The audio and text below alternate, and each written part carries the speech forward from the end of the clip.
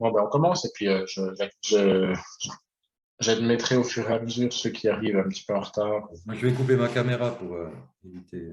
On va peut-être se présenter avant, quoi. Oui, c'est vrai. Voilà, donc bonjour à toutes et à tous. Donc moi je me présente, c'est Christophe Lefort. Donc je suis un des concepteurs de la méthode, entre autres, avec les autres choses qu'on fait aussi. Je suis professeur des écoles. Donc nous on est dans le département du Doubs, en Franche-Comté. Et voilà, donc j'ai enseigné dans tous les niveaux depuis la grande section jusqu'au CM2, toujours en double niveau. Et j'ai quand même été dominante sur la grande section CP parce que j'en ai fait 10 ans. Voilà, j'ai été aussi REN pendant 2 ans. Et là, avec Laurent, ben, on est en disponibilité pour la 4e année pour mener le projet Bien écrire pour bien lire. À toi, Laurent. Merci. Donc moi, c'est Laurent Anjeune. Donc j'ai enseigné à tous les niveaux de l'école élémentaire.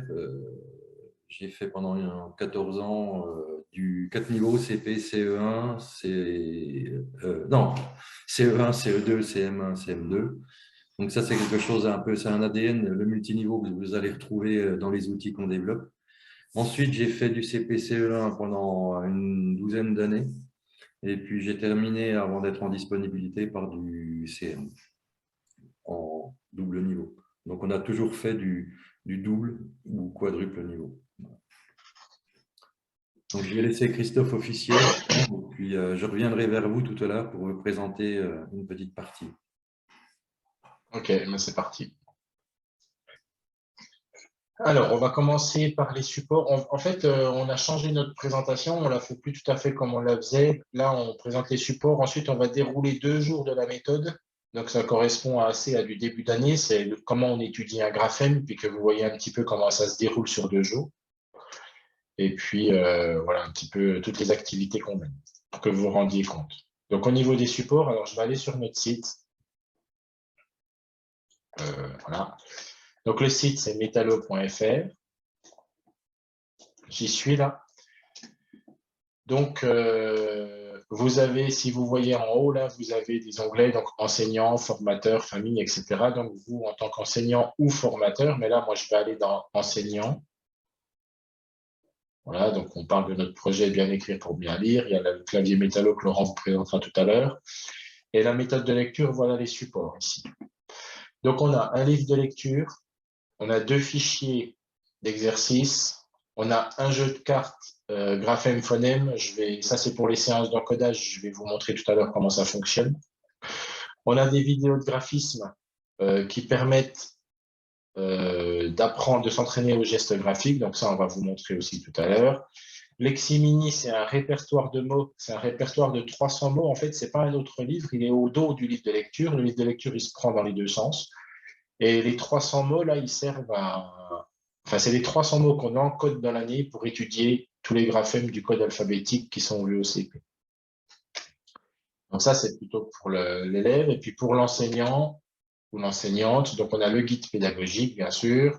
On a un fichier d'activité et de différenciation. Donc pareil, c'est un livre qui se prend dans les 2 sens. D'un côté, c'est des activités, de l'autre côté, c'est la différenciation. On a les affichages de classe. On a sur le site des tutos d'accompagnement qui, en début d'année, vous permettent de voir un petit peu comment ça fonctionne. Par exemple, les séances d'encodage, on vient encore là-dessus, par exemple, ou la mise en place du cahier mémoire, etc. Et puis, on a aussi un groupe collaboratif sur Facebook qui s'appelle Metallo, méthode de lecture et d'écriture CP. Alors là, il y a à peu près 1500 personnes sur le groupe maintenant. Et donc, il y a des utilisateurs de la méthode et il y a aussi des personnes qui ne sont pas utilisateurs, mais en fait, ils échangent entre eux. Et donc, les utilisateurs créent des documents encore complémentaires de ce que nous on fait. Donc, c'est vraiment bien. Et puis, bah, si vous avez des questions, il faut aller leur poser à eux parce que c'est eux qui utilisent et ils sauront vous dire comment ça se passe dans la classe. Voilà, donc ça, vous pouvez le retrouver sur notre site. Donc, je vais revenir à mon document. Alors, je vous passe une petite vidéo, elle fait 1 minute. Ce que je fais, je ne vous la passe pas parce que sinon, vous n'aurez pas le son. Mais dans le chat, je vais vous mettre le lien de la vidéo. Je vous laisse la regarder sur YouTube. Hop. je reviens juste après. Alors,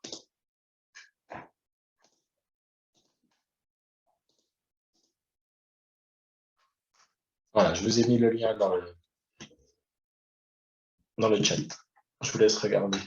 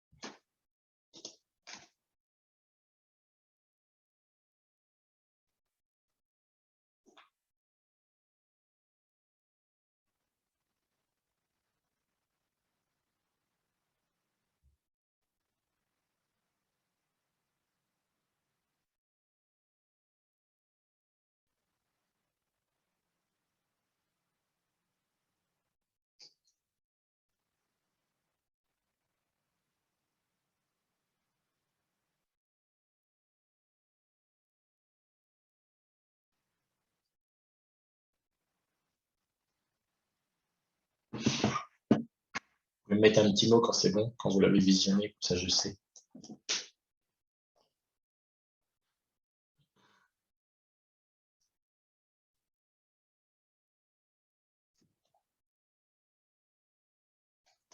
Ok.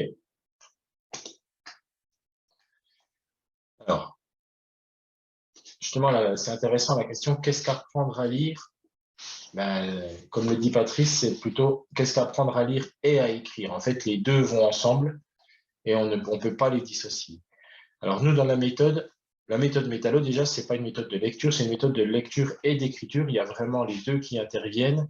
Et quand on regarde les activités, on est à peu près à 50% d'apprentissage de la lecture, 50% d'apprentissage de l'écriture. Ce qui est important de voir, c'est quel rôle on donne à la lecture et quel donne on rôle à l'écriture. Donc nous, on a fait des choix dans la méthode Métallo, je vais vous les présenter ici. Donc la lecture et l'écriture, bien sûr, il y a des allers-retours entre les deux, hein, c'est complètement lié, mais chacun a son rôle. La lecture, le rôle de la lecture, c'est l'accès au sens, c'est comprendre. Voilà le principe dans la méthode Métallo. Donc, on travaille sur des textes entendus en début d'année pour qu'on puisse travailler l'implicite, l'explicite, le culturel dès le début d'année, parce que si on attend que les élèves sachent décoder, on ne peut pas travailler des textes conséquents. Ensuite, au fur et à mesure, quand les élèves développent leurs compétences de décodage, c'est eux qui vont de plus en plus lire des textes aussi. On travaille le vocabulaire en contexte, voilà, et vraiment le but, c'est la compréhension. Donc, lire, c'est comprendre. Maintenant, si je viens à l'écriture, donc bien sûr qu'il y a du sens dans l'écriture, mais le sens dans l'écriture, il est au début de la production, puisqu'en fait, on a un sens qu'on veut transcrire à l'écrit. Et l'écriture va nous permettre d'entrer dans le fonctionnement de la langue, donc c'est-à-dire de faire de l'étude de la langue, parce que naturellement, ça le demande. Alors ici, vous avez la liste des activités qui relèvent de l'écriture. Mais par exemple, si on dit à un enfant, je dis n'importe quoi, écris le mot montagne. S'il veut écrire le mot montagne, il va être obligé d'écouter le mot, de le découper en syllabes, d'aller écouter dans chaque syllabe qu'est-ce qu'il entend comme son, etc. Donc, le fait d'écrire le mot va lui demander une analyse du mot. Donc, il va pouvoir comprendre comment fonctionne la langue.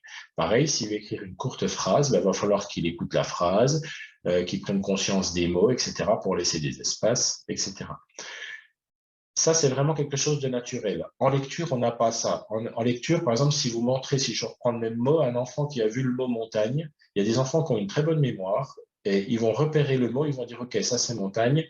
Et quand ils vont le rencontrer, ils vont dire montagne. Mais ils ne sont pas du tout obligés de rentrer dans le contenu du mot, c'est-à-dire les syllabes, les sons, etc. Et il y a aussi une autre raison, c'est que quand on est en lecture, il y a des enfants, si on travaille le code pendant la lecture, ils se concentrent sur le décodage, c'est-à-dire le fonctionnement en syllabes, l'enchaînement des syllabes, des sons, etc. Donc ça devient de très bons décodeurs. Mais quand on leur dit qu'est-ce que tu as compris, ils font je ne sais pas. Donc le risque de travailler le code pendant la lecture, c'est d'un peu d'oublier le sens et que l'enfant se concentre sur le code. Donc vraiment, dans la méthode, c'est je lis, c'est pour comprendre. Et quand j'écris, naturellement, on va me demander de comprendre comment ça marche la langue et c'est là que je vais l'apprendre. Voilà. Donc ça, c'est les deux grands axes de la méthode. Alors, je vous remontre une petite vidéo. Écrire, oui, puisqu'on fait beaucoup écrire les enfants. Et la question, c'est faut-il écrire avec la bonne orthographe dès le départ ou pas? Donc, je vous remontre une petite vidéo qui fait aussi 1 minute. Je vous laisse la regarder. Vous mettez un petit mot quand vous aurez... attendez, je retrouve. Quand vous l'aurez visionné. Et puis, on en reparle. C'est parti.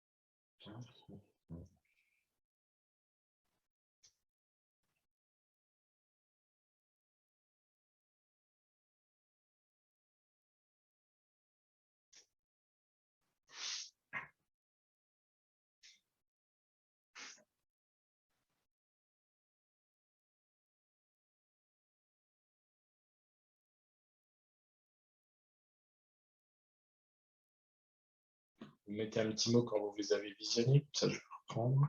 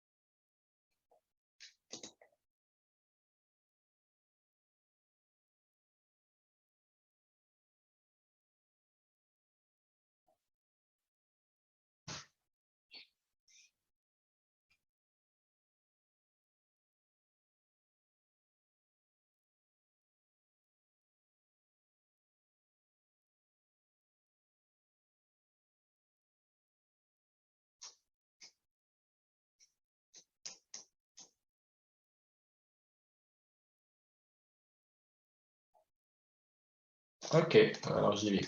Alors j'ai oublié de vous présenter Patrice Gourdet, je suis en train de me rendre compte, donc je vais le faire maintenant. Donc Patrice Gourdet, il est chercheur en sciences du langage. Il a participé à l'étude IFE qui a été menée entre 2013 et 2015. C'est la plus grande étude, l'IROCP, c'est l'étude l'IROCP, c'est la plus grande étude qui a été menée sur le lire-écrire en France. Et donc il a participé à l'évaluation de la méthode Métallo. Donc il a repris le protocole d'évaluation de l'étude IFE, en tout cas en partie sur les points importants, et il a fait passer les mêmes évaluations aux élèves qui suivaient la méthode Métallo, et il a pu comparer les résultats. On verra ça en fin de webinaire. Donc, si on prend le mot bateau, il a deux formes, sa forme orale, sa forme écrite. Quand on passe de la forme orale à la forme écrite, on est dans une situation d'écriture, c'est-à-dire qu'on est en train d'encoder, on passe des phonèmes au graphème, et en plus, on doit respecter la norme qu'est l'orthographe, c'est-à-dire qu'on doit choisir les bons graphèmes et en plus mettre les lettres muettes si elles existent. À l'inverse, quand on passe de la forme écrite à la forme orale, là, on est en situation de lecture, c'est-à-dire décodage, donc je passe du graphème au phonème, et il faut que j'accède au sens. Donc, on voit bien que la lecture et l'écriture sont vraiment liées. Maintenant, si on prend l'enfant là au milieu, la mémoire de l'enfant, qu'est-ce qui se passe? Si j'arrive à faire écrire le mot bateau directement avec la bonne orthographe à l'élève, alors une première fois, il va mémoriser ce mot-là. Alors, ça ne veut pas dire que dès qu'il l'aura écrit une fois, il va le mettre en mémoire profonde et il le saura. Mais à force de fréquenter la bonne orthographe, elle s'ancre de plus en plus en mémoire profonde et l'enfant peut la réutiliser. Donc déjà, le fait de le faire écrire avec la bonne orthographe, on lui présente la norme. C'est-à-dire que l'enfant va comprendre qu'il y a une façon d'écrire et qu'on n'écrit pas comme on veut. C'est ce qu'on appelle, il va développer une conscience orthographique. Quand il aura mémorisé ce mot-là, peut-être au bout de 3, 4, 5 fois qu'il le rencontrera, alors on va avoir un double effet. Non seulement quand il va vouloir le réécrire, ben, il va aller le chercher en mémoire, donc il va pouvoir l'écrire directement, puisqu'il l'a bien enregistré, directement avec la bonne orthographe, je veux dire.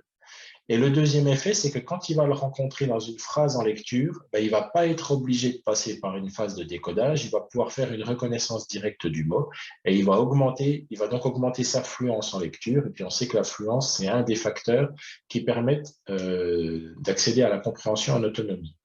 C'est pour ça qu'on parle de double effet. Quand on apprend à écrire avec la bonne orthographe, on a un retour en écriture, mais aussi en lecture. C'est pour ça aussi qu'on parle de puissance de l'écriture et qu'il ne faut pas avoir peur de prendre du temps à apprendre à écrire, parce que quand on apprend à écrire, on sert aussi la lecture.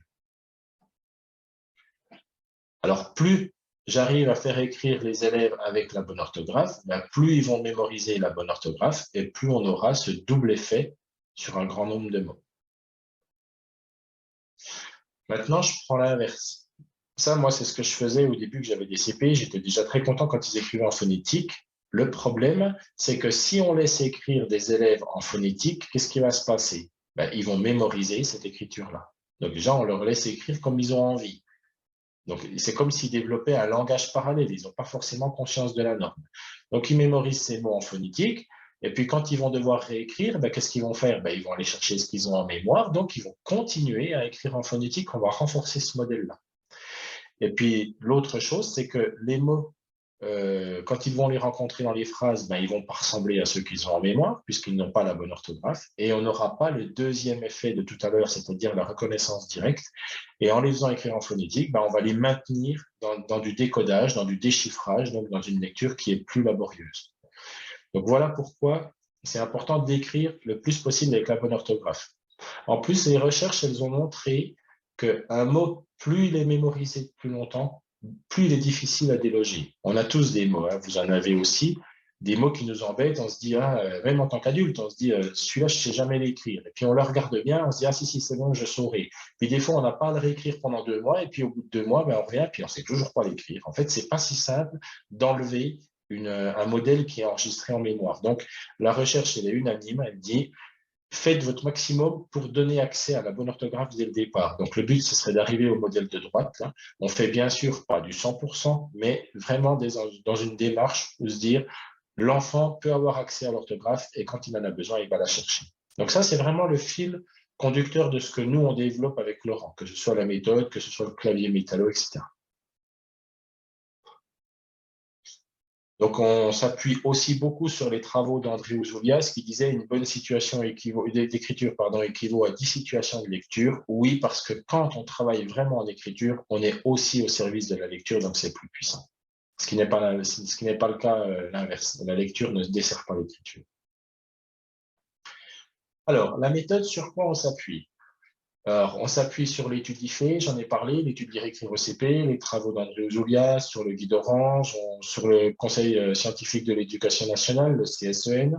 Entre autres, on s'appuie aussi sur notre expérience de classe. Et nous, notre place, elle est justement entre les recherches et la classe, et c'est de concevoir des outils qui prennent compte des préconisations et qui sont des outils de terrain, c'est-à-dire qui fonctionnent vraiment dans la classe. Alors, dans les préconisations, il y a une préconisation de l'IFE, c'est l'étude de fréquence des graphèmes. 14 graphèmes étudiés sur les 9 premières semaines en CP. Ça, alors pour expliquer un petit peu ce que c'est que l'étude IFE, c'est ils ont observé des classes, donc il y avait 131 classes. Ils ont observé les pratiques et ils ont mesuré les résultats. Et ils en ont déduit que quand on a telle pratique, voilà tel résultat, etc. Donc ils en ont sorti des préconisations. Les 14 graphèmes, c'est les classes les plus efficaces, c'est celles qui étudient 14 graphèmes sur les 9 premières semaines. Pourquoi? Parce qu'en fait, les enfants, il faut qu'ils aient de la matière, il faut qu'ils aient des sons, il faut qu'ils aient des graphèmes pour pouvoir manipuler puis comprendre le principe alphabétique et commencer à étudier le code. Donc ça, on le respecte. Une deuxième préconisation, un deuxième appui, c'est la régularité de la langue. Alors nous, quand on l'a découvert, on a été surpris, mais il faut savoir que la langue française, à l'écrit, elle est régulière à 85%. On ne croit pas parce qu'en fait, on nous dit tout le temps que le français, c'est compliqué, mais en fait, il y a 80%, 85% de régularité. Je vous donne un exemple. Le son I, dans 99% des cas, il s'écrit avec un I. Dans 1% des cas, il s'écrit avec un Y. Donc, on ne va pas commencer à parler du Y aux élèves en début d'année, en début de CP. On va leur dire, aujourd'hui, on apprend donc le I, le graphème I qui code le son I. Et, et le Y, on le verra dans un deuxième temps. Parce que si on présente les deux en même temps, ben, l'enfant il va faire 50-50 et puis ben, il va mettre un coup I, un coup Y. Alors que si on lui apprend déjà le I, ben, déjà dans 99% des cas, il écrit pas correctement. Le son Z, dans 90% des cas, il s'écrit avec la lettre S. Donc au départ, on ne présentera que le graphème S pour traiter le son Z. Voilà, alors maintenant, je vais vous montrer comment se déroule, donc c'est l'étude du graphème P, c'est sur 2 jours. Alors, des fois, l'étude se fait sur 2 jours, des fois, elle se fait sur 3 jours parce que on fait un peu plus d'études de la langue ou on voit d'autres choses, donc on prend notre temps pour ne pas précipiter les élèves. Donc, des fois, c'est sur 2 jours, des fois sur 3. Celui-là, il est sur 2 jours. Alors, on va commencer par, on entre par la lecture. Donc, Métallo, ce n'est pas du tout un livre de lecture où vous avez toujours une histoire de Métallo. Il y a plein de types d'écrits, ils sont listés ici sur la gauche. On a voulu vraiment que l'enfant rencontre beaucoup d'écrits. Il y a même, voilà, il y a des documentaires qui peuvent être traités pendant du temps d'études de comment j'ai un trou de science, quoi. Je ne retrouve pas le mot, je ne retrouve plus le mot actuel pour traiter ça. Découverte du monde, voilà. Et voilà, il y a le documentaire, il y a la photo, les mots mêlés, etc. Donc, quand on commence, on projette l'image qui correspond. Donc là, ça va être une histoire de Métallo. On projette l'image au tableau, les enfants réagissent sur cette image librement. Ensuite, l'enseignant va lire une première fois. Donc là, on est en début d'année, sur les 2 premières périodes, on est sur des textes entendus. L'enseignant lit l'histoire pour qu'on puisse travailler la compréhension. On n'attend pas que les élèves puissent lire des textes pour travailler la compréhension implicite, explicite et culturelle. Donc l'enseignant lit une première fois l'histoire aux élèves. Ensuite, il y a un temps de verbalisation, mutualisation. Les élèves peuvent dire ce qu'ils ont compris de l'histoire. Donc, c'est un travail en groupe classe. Ensuite, l'enseignant prévient les élèves. Donc, il leur dit, je vais vous relire une fois l'histoire et après, je vais vous poser des questions. Donc, écoutez bien. Donc, il leur relit un coup l'histoire. Et ensuite, il va y avoir, à un moment donné, l'enseignant qui pose des questions à l'oral. Et là, on va entrer dans une argumentation, un débat. Donc, c'est le débat argumenté. C'est vraiment l'enfant va donner sa réponse, mais il doit à chaque fois justifier sa réponse. Donc, on va pouvoir permettre aux enfants de comprendre qu'on a des points de vue différents, que peut-être que des fois, on peut prendre en compte 2 points de vue. Les 2 sont acceptables du moment que c'est bien justifié, etc. Si vous voulez, quand on pose une question à un élève, si on attend juste sa réponse, on est dans une situation d'évaluation. C'est-à-dire qu'on dit, OK, je te pose une question, la réponse c'est ça. Bon, ben, OK, c'est ce que tu as été capable de comprendre tout seul suite à ton écoute. C'est l'interaction entre les enfants, c'est le débat qui fait que les enfants avancent. Voilà. Donc, en discutant entre eux, ils arrivent à voir pourquoi leur réponse ne va pas. Par exemple, comment je fais pour trouver la réponse? Où est-ce que je l'ai trouvée? Est-ce que c'est dans le texte? Est-ce que c'est une déduction que j'ai faite? Est-ce que c'est quelque chose que je sais par ma culture, etc. Donc vraiment, ce moment de débat, il est très riche. Donc ça, c'est une séance qui dure à peu près 30 minutes en lecture. C'est le premier jour, on va y revenir tout à l'heure. Sur le deuxième jour, on reprend le texte. Une fois qu'on a fait ça, la dernière question que pose l'enseignant, donc il pose une question, ici c'est quel animal est posé sur le chapeau du champignon, donc là c'est le papillon, et ça permet d'introduire le graphème étudié aujourd'hui. Donc, on va pouvoir, ici à gauche, introduire l'affichage de classe qui correspond au graphème. Et puis, à droite, vous avez un extrait du livre où on présente les différentes écritures du graphème, et puis on présente aussi le graphème dans des syllabes. Alors là, on est en début d'année. En fait, on n'est pas en train de lire le pirate, puisqu'il y a le dessin. Je le précise parce qu'on nous pose souvent la question. En fait, c'est pour dire pi comme dans pirate, po comme dans police, etc. En fait, on présente simplement les syllabes dans des mots ici. Voilà. Et ensuite, on va s'entraîner au geste graphique pour apprendre à écrire le nouveau graphème. Alors là, je vais aller chercher une vidéo, parce que je vous ai parlé tout à l'heure de vidéographisme.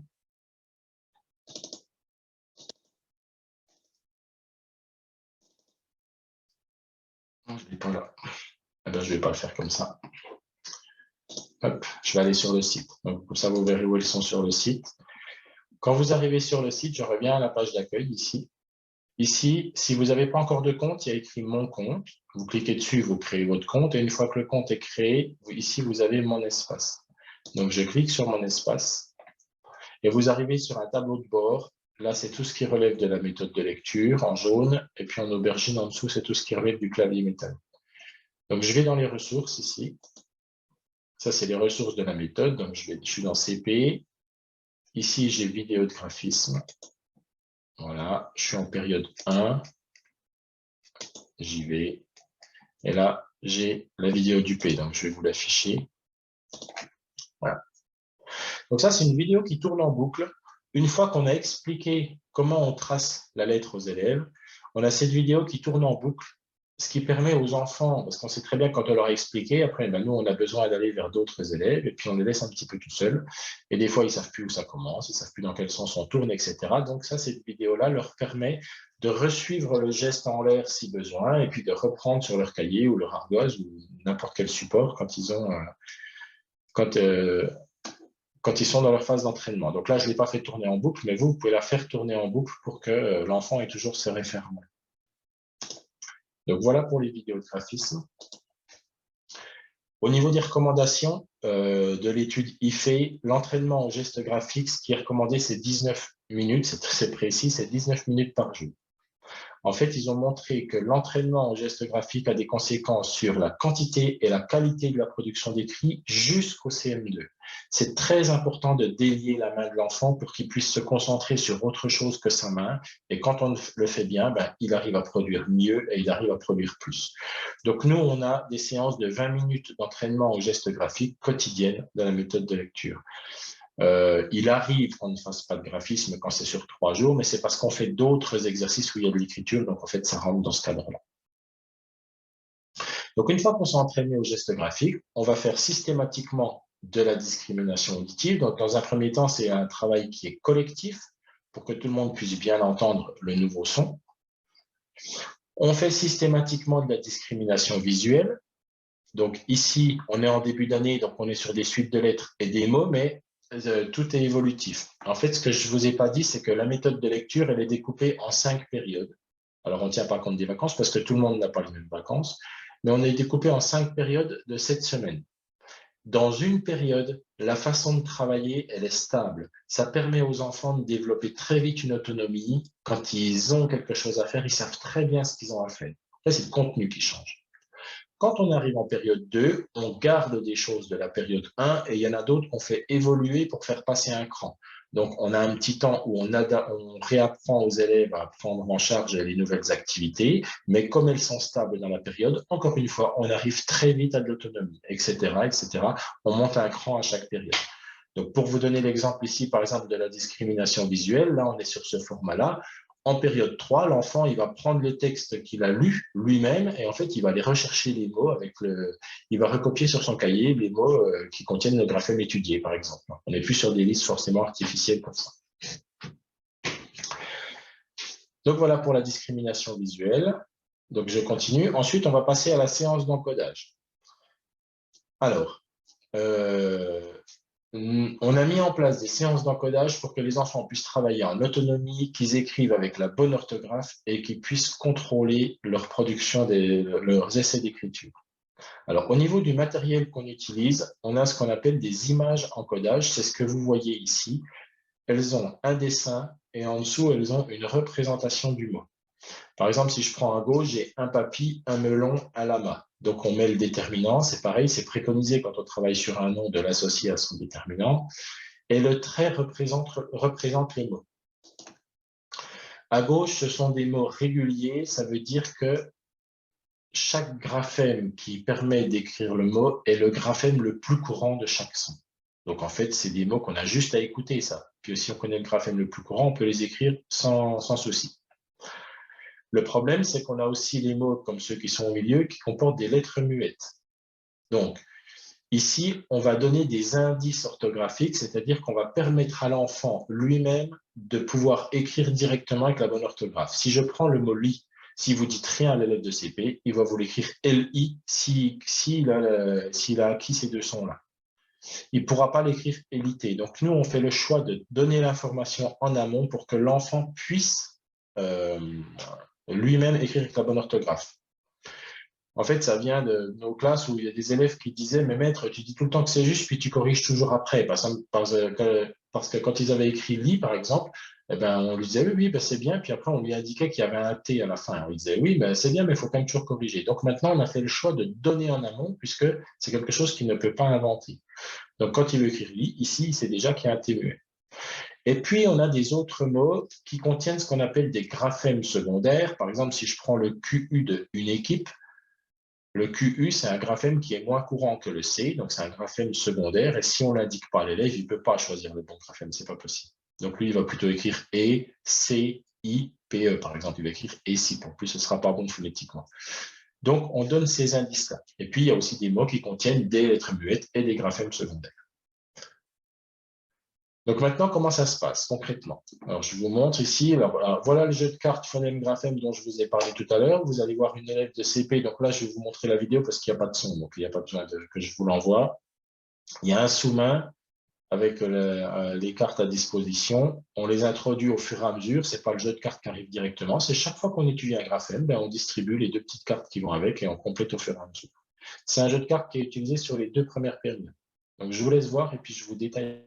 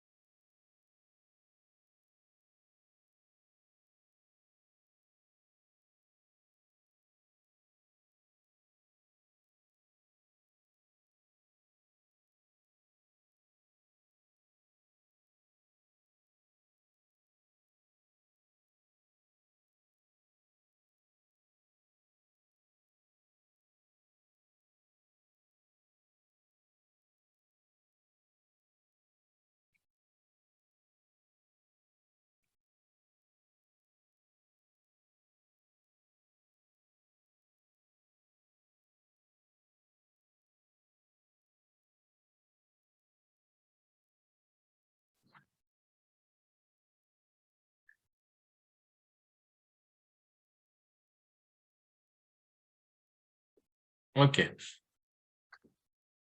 Alors, je vais vous détailler la séance d'encodage pour que vous voyez comment ça se passe. Donc, les séances d'encodage, sur le premier jour, c'est une séance qui va durer à peu près 25 minutes.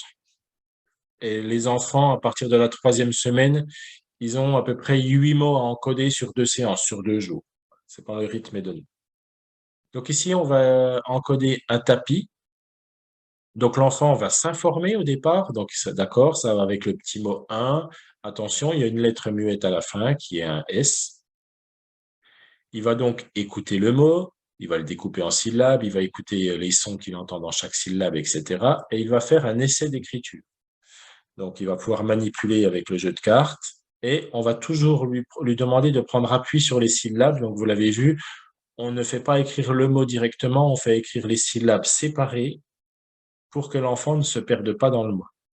Et une fois qu'il pense qu'il a terminé son essai d'écriture, alors il rassemble ses cartes pour former le mot. Quand on en est là, on est sur une situation d'évaluation, c'est-à-dire je suis en train de voir ce que l'enfant est capable de faire à partir de ses compétences. On ne peut pas s'arrêter là. Il y a une chose que j'ai encore pas dite et qui est très importante dans les préconisations, c'est la correction dans la même unité de temps. C'est-à-dire que quand l'enfant produit, il fait son essai d'écriture, mais il faut absolument qu'il corrige dans la même unité de temps. Donc là, c'est ce qui va se passer ici avec Leximini, donc qui est au dos du livre de lecture. Donc Leximini, si vous voulez, pour retrouver les mots, c'est très facile. Sur la première page, il y a une grille avec les sons d'attaque. Et par exemple, ici, un tapis, ça commence par le son. Donc l'enfant sait qu'il va à la page temps, par exemple à la page 8. Il n'y a que 20 pages dans le lexique, donc c'est très facile. Et il va retrouver le mot avec l'image, puisqu'il y a aussi l'image dans le lexique. Donc à ce moment-là, l'enfant, il va pouvoir confronter son essai d'écriture à la norme. Et encore quelque chose de très important ici, c'est que ce n'est pas l'enseignant ou l'enseignante qui va lui dire que c'est juste ou que c'est faux. L'enfant va comprendre que l'orthographe, c'est une norme qui est extérieure à l'enseignant et voilà, c'est une norme qui est posée. Donc, il va pouvoir lui-même vérifier. Et là, dans ce cas-là, on a deux possibilités. Soit l'enfant a compris son erreur et dans ce cas-là, ben, il peut la corriger tout seul. Soit il n'a pas compris son erreur et il peut appeler l'enseignant. Je m'explique. Quelque chose de courant qu'on voit en début d'année, l'enfant, il s'informe au début de l'année, au début de la séance, il dit, OK, il y a un S muet. Mais enfin, il est tellement concentré dans ses syllabes qu'à la fin, ben, le S muet, il ne le met pas parce qu'il a fait tapis et puis il a oublié qu'il y avait un S muet. Quand il arrive avec Leximini, il va voir le S muet, il va dire, ah oui, c'est vrai, il y avait un S muet. Donc ça, c'est par exemple une erreur qu'il peut corriger tout seul parce qu'il a compris l'erreur. Après, si c'est un enfant qui confond des sons et puis qui n'aurait pas mis cette lettre-là, ce graphème-là, parce que c'est pas le même son, là, ça va être un peu plus compliqué. Donc là, il peut appeler l'enseignant. Donc, Leximini sert à ça. Donc, si besoin, il corrige. Et si besoin, il peut corriger aussi avec le clavier métallo. Donc, vous le connaissez peut-être. C'est un autre outil qu'on a développé et Laurent va vous le présenter tout à l'heure. Pour faire simple, un enfant, c'est un clavier phonétique et un enfant peut trouver un mot en moins de 5 secondes, n'importe quel mot, pour avoir sa bonne orthographe. Une fois qu'il a corrigé, il va s'entraîner sur son ardoise à écrire le mot correctement. On s'est déjà entraîné au geste graphique, donc on sait tracer la lettre P. Et une fois que c'est terminé, alors il va coller dans son cahier mémoire la petite étiquette du tapis parce que c'est un mot qu'il a réussi à encoder. Le cahier mémoire, c'est un petit cahier 17-22 qui fait 96 pages. Et sur chaque double page, ben, on travaille un graphème. Et ça permet de suivre aussi le rythme de l'enfant parce qu'il y a des enfants en 25 minutes qui vont encoder un seul mot parce que c'est encore compliqué pour eux. Puis il y en a qui vont encoder les 8 mots d'un coup parce qu'ils sont plus à l'aise, etc. Donc le cahier mémoire, il respecte leur rythme. Et le cahier mémoire, il peut servir quand on écrit plus tard à aller rechercher des mots, puis il peut servir aussi à faire du travail sur ces mots-là à l'écrit pour les mémoriser. Donc voilà la séance d'encodage.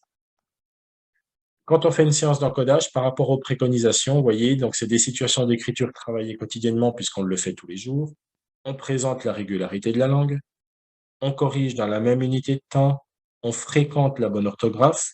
Entre autres, c'est la nouvelle orthographe puisque c'est une préconisation du ministère. Et on travaille l'acquisition du geste graphique aussi quotidiennement. Donc ça, c'est par exemple, c'est les préconisations qu'on respecte dans cette activité. J'ai fini le premier jour. Donc, vous vous rappelez, tout à l'heure, j'ai dit on avait une première séance de 30 minutes de découverte du texte. Donc maintenant, on est le deuxième jour, on va retravailler sur le texte. Dans un premier temps, l'enseignant ne dit rien, il ne relit pas le texte, il dit aux élèves, bon, est-ce que vous vous rappelez ce qu'on a fait hier, etc. Donc les enfants reparlent de l'histoire.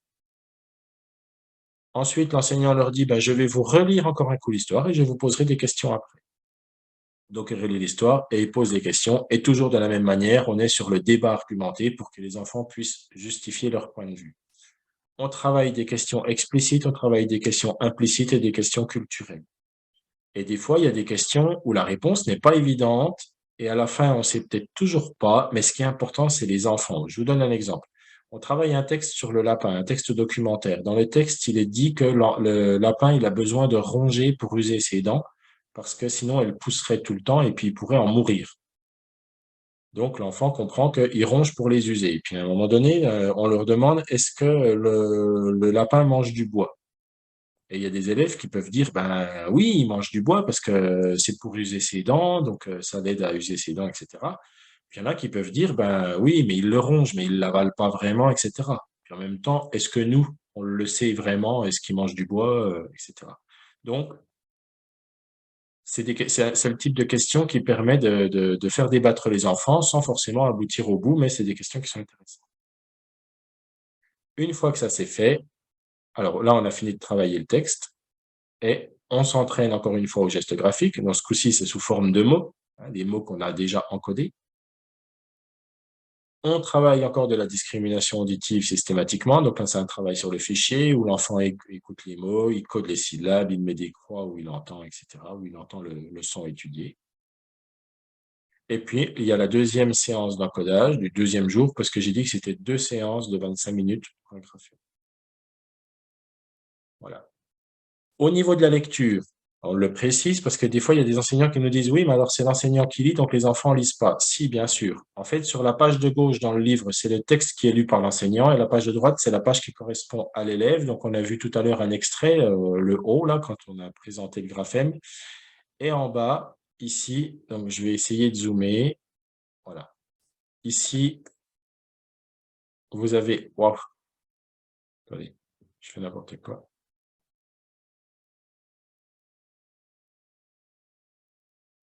Voilà. Ici, vous avez la partie de l'élève avec le texte écrit en deux couleurs. Alors, voilà le codage qu'on a utilisé, nous. C'est bleu foncé, bleu clair.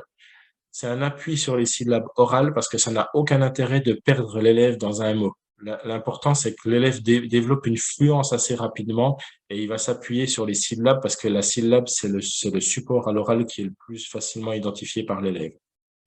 Donc, sur les 4 premières périodes de l'année, le texte, il est codé de ces deux couleurs-là. Et en période 5, on remet tout en noir pour les préparer pour le CE1.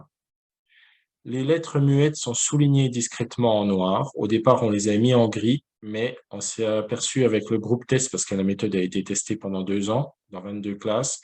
Il y a des élèves, en fait, quand ils recopiaient les mots, ils ne mettaient pas les lettres grises. Par exemple, li, ils allaient mettre LI. C'est comme s'ils ne les voyaient pas. Donc, nous, on a fait le choix de mettre la lettre muette de la même couleur que la dernière syllabe. Et puis autour, là, vous avez les petits mots-outils qu'on utilise, qu'on étudie au fur et à mesure. Donc, on en introduit un par texte. Et puis, s'ils sont là, c'est qu'on les a déjà étudiés. Donc, voilà pour la partie de l'élève. Je reviens comme ça. Pour la partie de l'élève sur le livre. Alors, moi, je vous ai montré une activité de la période 1. Mais dès la période 2, on travaille aussi des dictées. Alors, on ne travaille pas de dictée en période 1 parce qu'on a un gros travail sur l'encodage. Et en fait, l'encodage, c'est une dictée de mots, donc c'est le travail équivalent. Mais à partir de la période 2, on travaille en dictée. Donc, on travaille systématiquement 5 syllabes qui contiennent le graphème étudié. C'est des syllabes qui sont écrites en contexte. Par exemple, on va dire écrivez roue comme dans rouler. On va travailler 2 mots-outils en faisant une mémorisation orthographique. C'est des mots qu'on rencontre dans les textes. Et puis, on va écrire une phrase simple. Par exemple, Métallo roule dans la cour. Ça, c'est en période 2. Et puis, en période 3, on fait la même chose, mais on rajoute un travail à l'oral. Une réflexion à l'oral qui est appuyée sur le sens. Ça va nous permettre de trouver le verbe et le sujet sans parler de ces notions-là. Par exemple, on va leur dire, dans la phrase qu'on vient d'écrire, est-ce que vous pouvez trouver le mot qui dit ce que Métallo est en train de faire? Voilà, donc c'est le mot roule. On sort le verbe. Et après, on va leur dire qui est-ce qui roule. Et eux vont dire Métallo. Donc le but là, c'est pas de parler de sujet, mais c'est de poser ces questions-là pour être sur le sens. Puisque quand on va être en période 4 et 5, on va travailler sur les terminaisons de verbes au présent, notamment le NT. Et ce travail-là, qui aurait été fait avant, fait que les enfants seront capables de le faire. Si je prends ça par rapport au NT en étude de la langue, il y a des enseignants, quand on a fait tester la méthode, qui nous ont dit « Ouh là là, vous allez un peu loin ». Alors, pourquoi on le fait? Déjà, le ENT, il faut le présenter parce qu'il y a certains mots, quand ils se terminent par ENT, il y a les enfants qui disent « en » à la fin. Donc, il faut qu'ils comprennent que le oui, ça peut faire « en » à la fin d'un mot, mais ça peut aussi ne pas coder de son. Et puis, le but, c'est pas que tous les enfants maîtrisent ça, mais c'est qu'ils aient connaissance de ça. Et donc, on leur fait travailler. Et quand sur l'évaluation IFE, il y a 17% des enfants qui arrivent à le faire en fin d'année. Et nous, en le travaillant assez rapidement, on a 51% des élèves qui arrivent à maîtriser cette notion-là. Donc oui, c'est important de le faire dès le CP. Et puis après, alors là, j'ai fini les 2 jours. Je suis sorti des 2 jours. Je vous montre d'autres activités. Ça, c'est une situation d'écriture. Alors, des situations d'écriture, il y en a beaucoup dans la méthode de lecture, puisque l'écriture représente 50% du temps. Je vous montre juste ici l'écriture d'une phrase. Donc, on amène ce dessin-là, on laisse les enfants s'exprimer librement. Donc, oui, il y a Métallo, il y a une souris, il y a une tasse, etc. Nous, on veut faire écrire la phrase « Métallo porte une souris et une tasse » ou alors la phrase « Métallo porte une tasse et une souris ». On est en train de travailler sur le « EET ». Donc, on va faire une séance à l'oral collective pour formuler la phrase qu'on veut écrire. Donc, au début, les enfants vont dire si on leur dit qu'est-ce qu'ils portent, Métallo, ils vont dire une souris puis une tasse. Ils vont s'exprimer à l'oral. Donc, petit à petit, on va formuler la phrase à l'écrit. Une fois qu'on aura formulé la phrase, les enfants vont faire un essai d'écriture. Donc ici, ils travaillent par deux sur des grandes bandes de papier qu'on va afficher ensuite au tableau. Ils écrivent avec des feutres. Donc, ils coopèrent entre eux, hein, ils font leur essai d'écriture. Ensuite, on affiche les essais d'écriture. Donc, bien sûr, il y a forcément des erreurs. Et on va faire la correction dans la même unité de temps, c'est-à-dire que collectivement, ici, on va corriger, on va discuter, voir un petit peu comment ça s'écrit. Une fois que c'est fait, l'enfant sur son fichier va faire l'exercice. Donc, quand il refait l'exercice sur son fichier, il sait exactement ce qu'il a à faire. Il peut aller chercher les outils de la classe. Ça, c'est une première fois qu'il fait l'exercice, mais quand il va le rencontrer une deuxième fois, ben voilà, il saura ce qu'il a à faire et il fera son essai d'écriture à lui. Et quand il aura terminé, il pourra avoir la phrase bien écrite pour aussi comparer son essai d'écriture à la norme et voir s'il a fait des erreurs ou pas. Laurent, tu reviens là? En fait, c'est Laurent qui va prendre la main. Normalement, on est ensemble, donc on va voir s'il y Oui. arrive. Si j'y arrive pas, c'est toi là? Je t'entends pas, Laurent, là, pour l'instant. Bah, tu me vois là quand même. Tu m'entends pas? Tu m'entends pas là? Moi, je te vois et je t'entends.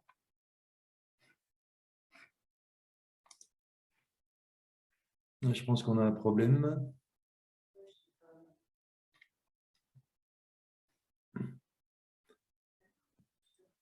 Alors, Christelle, vous m'entendez, vous? Ah, il faut que je reprenne le rôle de... Ok. Tu m'entends, Christophe, là? Là, tu m'entends ou pas?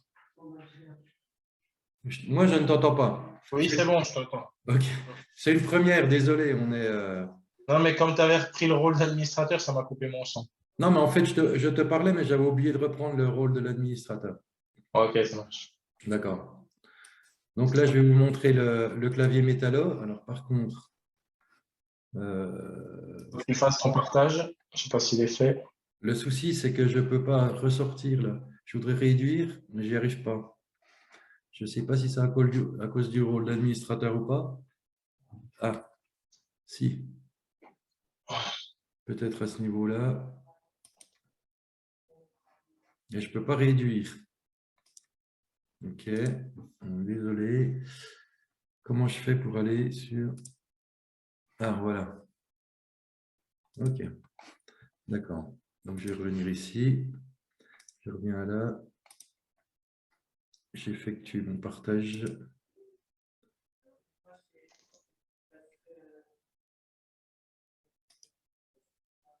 J'ai un souci sur le partage, Christophe, à cause de toi, je pense. Ah, bah, peut-être que moi, il faut que j'arrête le mien. Oui, il me semble. Ok. C'est bon? Mettre le partage en pause, ok. Donc, moi, je vais prendre ceci. Je ne suis pas sûr que ce soit le bon truc. Je partage mon écran. Tu peux me dire si c'est bon pour nous? Oui, apparemment, c'est bon. Oui, c'est bon. Ok, d'accord. Donc, comme Christophe vous l'a expliqué tout à l'heure, sur le site, si vous créez un compte, si vous n'avez pas de compte encore, vous venez donc sur le site, dans la rubrique Mon espace. En fait, c'est Mon compte et vous créez votre compte ici. Et une fois que votre compte est créé, vous venez donc de la rubrique Mon espace et vous allez pouvoir venir accéder au clavier ici. Donc, le clavier métallo, c'est deux claviers en un. Le premier, le clavier métallo 1, lui, contient 7000 mots. Il correspond aux élèves en phase d'apprentissage de la lecture et de l'écriture. Et le clavier métallo 2, lui, donc, il contient 18 000 mots et il concerne plutôt les élèves qui sont en CE1 jusqu'au CM2. Donc, on change de niveau en cliquant ici, c'est très simple. Alors, vous voyez que sur le clavier, comme vous l'expliquez tout à l'heure, Christophe, on travaille avec la régularité de la langue. On présente le graphème le plus courant de chaque son, hein, pour le te, le pe, le f, etc. Est-ce qu'on peut personnaliser un petit peu tout ça? Je vous invite à venir nous rencontrer la semaine prochaine sur le webinaire qui est justement spécialement dédié au clavier métallo où on va un petit peu plus loin, on explique tout. Donc, l'avantage du clavier, c'est un clavier avec une entrée phonétique, d'accord?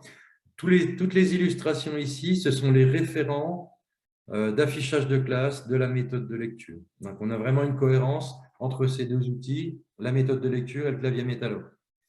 Mais il faut savoir qu'on peut utiliser la méthode de lecture sans le clavier métallo. On a Leximini le pendant. Sauf que là, c'est un outil numérique plus puissant puisqu'on a 7000 mots que l'on peut trouver de manière très rapide. Je vais vous montrer.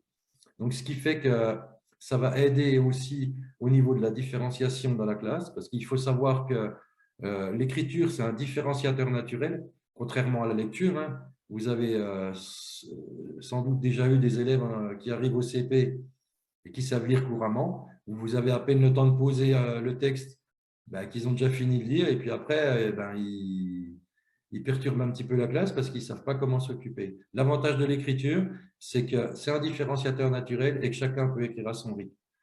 Donc, je vous montre au niveau de l'orthographe lexicale, pour chercher des mots, c'est super facile. J'encode des sons, par exemple voiture, voix, voite, et je vais trouver l'orthographe de mon mot très rapidement. Si je cherche le mot gorille, par exemple, g, go, gor, et je vais trouver donc l'orthographe de mon mot. Donc, tout ça, ça va vous enlever tout ce qui est partie lexical. Et donc, ça va avoir un impact, comme vous l'a expliqué Christophe tout à l'heure, au niveau de la mémorisation, puisqu'on va mémoriser les bons patrons. Et donc, ça va aider autant en réinvestissement en écriture qu'en lecture. Donc, toute la partie lexicale, on l'enlève, on peut l'enlever avec le clavier métallo. Maintenant, je vous montre au niveau grammatical, puisque Christophe vous présente un exercice sur le pluriel des noms. Donc, par exemple, si je prends le mot montagne, vous allez voir qu'on va présenter les différentes orthographes du même mot parce qu'en fait, un mot a une orthographe en fonction dans le contexte dans lequel il est utilisé. Et en présentant des cartes mentales rapidement aux élèves, on va les mettre en situation de réussite par rapport à l'écriture. Et c'est pour ça qu'on va avoir des résultats extrêmement intéressants au niveau des accords grammaticaux pour des élèves qui sont en début d'apprentissage de la lecture et de l'écriture. Donc, on le fait pour les noms, mais on le fait aussi pour les verbes. Voilà, je ne vais pas aller plus loin. Si vous voulez en savoir plus, venez nous rencontrer donc, sur le webinaire de la semaine prochaine. Je vais mettre le lien dans la discussion. Comme ça, ce sera plus simple. Donc, c'est celui-là. Je vais récupérer. Donc, il y a déjà un petit peu de monde. OK, CTRL-C. Je vous remets ça dans la discussion. Non, c'est pas là, c'est pas là. Désolé, quand on est à distance, c'est pas évident. Je vois plus. C'est en haut de ton écran, Laurent. C'est ici. En haut de ton écran, là. Non, c'est en haut de ton écran, tu n'as pas la barre verte, là? Non, elle est là. Donc, discussion. Je la mets dans la discussion. Et pourquoi je ne peux pas le mettre dans la discussion si c'est bon? Donc, voilà, si vous voulez vous y inscrire. Voilà. Donc, je te redonne la parole, Christophe, puisque je vais pas aller par la discussion, là. Tu as fait entrer? Oui, je l'ai envoyé. Moi, je l'ai. Tu l'as pas? Non. Je le remets une fois. Donc, il a envoyé 2 fois. Tu récupères la main, là? Ouais. C'est pas évident à distance. Hein. Donc, je te laisse faire au niveau du… Tu vas dans participants? OK. OK. Donc, il faut que tu arrêtes ton partage, par contre, Laurent. Là. Oui. Il me demande de partager. Donc, OK, c'est bon. Ouais. Okay, c'est bon. OK, donc moi, je reprends la situation d'écriture, la situation d'étude de la langue, pardon, sur le pluriel des noms. Donc, Leximini, je vous l'ai montré tout à l'heure. L'appli, le clavier métallo, Laurent vient de vous le montrer. Donc, par exemple, ça, c'est un exercice. Alors, on a déjà fait des choses avant. Hein. On a fait des choses en collectif en regardant, on a trié les images. Est-ce qu'il y en avait un? Est-ce qu'il y en avait plusieurs? On a regardé les écritures quand c'est au singulier, qu'il y en a plusieurs. On en a déduit qu'il y avait un S à la fin en comparant les écritures, etc. Et là, c'est un exercice d'entraînement.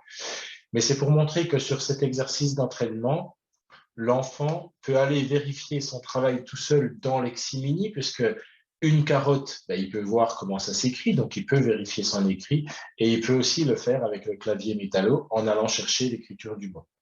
Voilà, donc on est toujours dans la correction dans la même unité de temps pour que l'enfant ne reparte pas avec des erreurs, en tout cas le moins possible avec des erreurs, et enregistre la bonne orthographe. Ça ne veut pas dire que l'enseignant n'a rien à corriger, parce que les élèves ne pourront pas tout corriger, mais en tout cas, on les habitue vraiment à fréquenter la bonne orthographe dès le départ.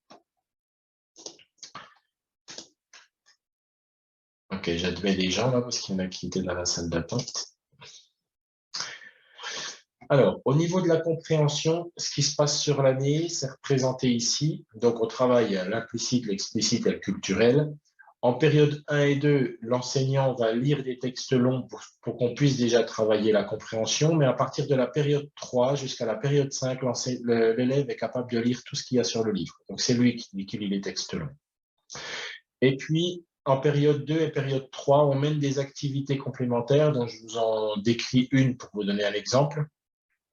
Par exemple, en début de période 3, on fait un texte sur les pirates, il y a une illustration sur le texte. Dans l'activité complémentaire, on amène 4 images séquentielles de l'histoire.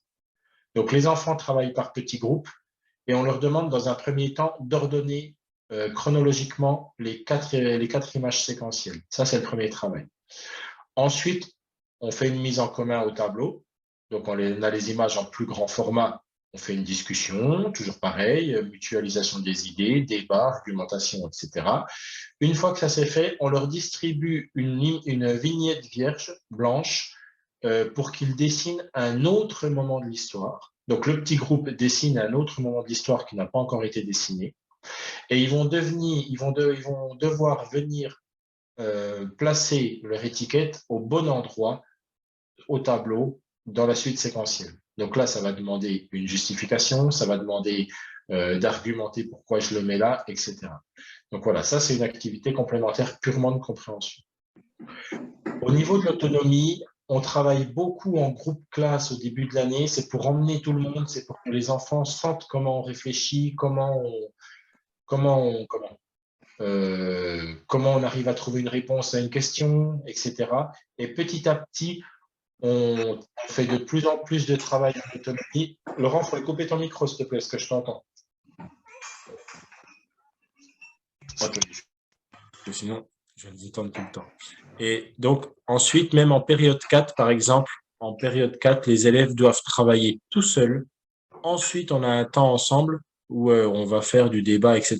Mais il est vraiment en autonomie pure. Voilà, et en période 5 aussi. Et puis, en bas, vous avez le travail systématique au niveau de la syllabe, du mot, de la phrase, des textes courts qui sont en dehors des textes longs. Donc, voilà pour la lecture sur toute l'année. Donc, quand on étudie un graphème, en fait, voilà tous les domaines qu'on travaille. Donc, à chaque fois, lecture, le vocabulaire en contexte, la compréhension et le langage. Discrimination auditive systématiquement, discrimination visuelle systématiquement, entraînement au geste graphique systématique aussi. L'étude de la langue, elle est croissante. Il y en a moins en début d'année qu'en fin d'année, donc c'est croissant au fil de l'année. Les situations d'encodage et aussi les situations d'écriture tout au long de l'année et les dictées. Ça, c'est la liste des préconisations qui font consensus aujourd'hui, que ce soit l'IFE, que ce soit le guide orange, etc. Donc, vous voyez, l'entrée graphémique, on la respecte. Le rythme d'étude, 14 graphèmes, j'en ai parlé. L'affluence positive des activités d'encodage, on fait de l'encodage tous les jours. Pour l'écriture, les situations d'écriture travaillées quotidiennement, c'est ce qu'on fait. Le geste graphique, on s'y entraîne tous les jours. La présentation de la régularité de la langue, on le fait. Fréquentation de la bonne orthographe, c'est fait. Correction des écrits dans la même unité de temps, c'est fait. Et pour la lecture, donc un travail de la compréhension explicite, implicite dès le début de l'année sur des textes entendus. Ah oui, je ne l'ai pas dit, la déchiffrabilité des textes. Dans la méthode Métallo, les textes ils sont déchiffrables à 100%. Donc ça, c'est le travail de Roland Guagou avec Anagraphe. Vous savez, on peut voir. Nous, les textes sont écrits de cette façon-là pour être déchiffrables à 100%. Et puis le débat entre les élèves pour affiner la compréhension et qui dit qu'on ne saura jamais seul ce qu'on peut savoir tous ensemble. Donc c'est vraiment en confrontant les idées, qu'on amène l'élève à développer sa compréhension. Ça, c'est l'évaluation qui a été menée par Patrice Gourdet, la même évaluation que pour le lire-écrire. Donc, vous voyez les résultats, je vous les laisse voir. Si ça vous intéresse, le rapport complet, il est sur notre site. Donc, vous pouvez le trouver, voir un petit peu comment ça s'est passé. Vous voyez, notamment quand je vous dis en bas, ben, les élèves qui ont géré au moins une marque du pluriel en écrivant une phrase, eh ben, on est à 17,6% sur les réécrire et nous, on est à 51% parce que dès le départ, on les ouvre à ça. Alors, il me reste à parler de la différenciation, puisque avec Laurent, ben, nous, on a toujours travaillé en multiniveau et puis ben, dans chaque niveau, ben, il y a encore des niveaux. Donc, on a l'habitude de faire ça. Donc, la différenciation déjà à l'écrit. Chaque fois qu'on fait écrire, je vais pas revenir dessus, Laurent l'a dit, chaque fois qu'on fait écrire des enfants, la différenciation, elle est naturelle parce que ceux qui ont un peu enfin, ceux qui ont vraiment des facilités, ben, ils vont écrire plus et ceux qui sont un peu plus dans le dur, ben, ils vont écrire moins, mais tout le monde travaille. Une chose qui est très importante, qui est une préconisation, c'est quand on fait de la différenciation, donc ça c'est l'IFE encore qui le recommande, quand on fait de la différenciation, on doit donner la même activité à tous les élèves, mais on doit différencier l'activité pour que tout le monde puisse la faire à son niveau. Et il ne faut pas donner des exercices différents aux différents groupes d'élèves. Il faut donner la même activité. Donc ça, c'est ce qu'on fait. L'écriture, ça se fait naturellement. Dans le guide pédagogique, donc le guide pédagogique, chaque fois, tous les jours, vous avez un tableau qui résume vous pouvez aller voir sur le site des extraits. Hein. Quand j'ai vu les documents tout à l'heure, quand je les ai montrés, vous avez un tableau qui vous résume le domaine travaillé, est-ce que l'enseignant va être présent ou pas, le temps de l'activité, puis tous les supports qui sont utilisés. Puis après, vous avez un paragraphe de détail par domaine. Et dans ce paragraphe, s'il y a de la différenciation qui est possible, elle vous est toujours indiquée. Et puis, vous avez aussi le fichier de différenciation qui fait partie des supports. Parce que la différenciation, c'est pas toujours imprimer quelque chose. Des fois, c'est juste dire quelque chose à l'élève. Voilà. Ça peut être des choses toutes simples. Et puis, ce qui nous tient à cœur aussi, c'est l'accompagnement. Donc, on accompagne tous les enseignants qui utilisent la méthode ou qui veulent aussi en connaître plus sur la méthode.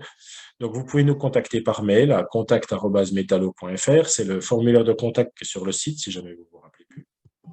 Le groupe Facebook, parce que là, nous, on vous dit, mais on est les concepteurs, donc on vous dit que c'est bien, c'est normal, mais allez, si vous avez des questions, allez les poser aux utilisateurs. C'est aussi un bon point de vue d'avoir l'avis des utilisateurs, comment ça se passe en classe. Donc là, on vous invite à rejoindre le groupe Facebook et poser vos questions si vous en avez envie. Vous avez les tutos qui sont sur le site et puis on met un webinaire en place au début de l'année, donc ça va être tout début septembre pour que si vous avez choisi la méthode Métallo pour votre classe, ben, on fait un webinaire questions-réponses. Vous nous posez toutes vos questions pratiques, comment faut faire ça dans la classe, ça j'ai pas bien compris, etc. Et puis eh ben, on vous répond pendant ce webinaire.